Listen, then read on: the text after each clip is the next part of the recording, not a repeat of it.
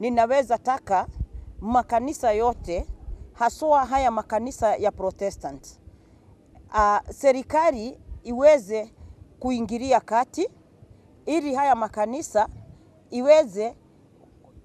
iweze kuwa na sheria yenye itakuwa ikifuatwa. So unapata watu wakateka advantage, kama sasa vile unaona huyo Mackenzie na mwenzake wanatekia watu wetu advantage kwa sababu watu hawajielewi.